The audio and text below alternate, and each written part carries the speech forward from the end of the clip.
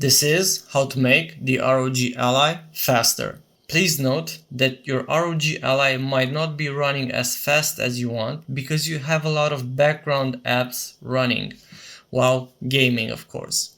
So to check what startup apps you have running in the background, long press the below bar, go to Task Manager.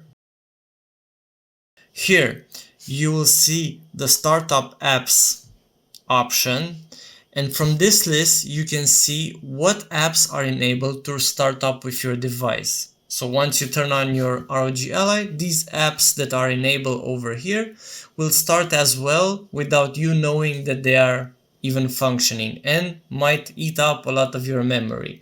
So choose from here whatever apps you don't need to run at startup. For example, in my case, Battle.net. I don't game a lot on Battle.net, so I will disable it from this list so it doesn't start up with my device. Disable. One more thing you can do is to disable a Windows service itself. Let me show you which one. Go to the Windows icon on the bottom left, search for services. Here it is, press this one. And from this list on the bottom, search for, here it is, Windows search.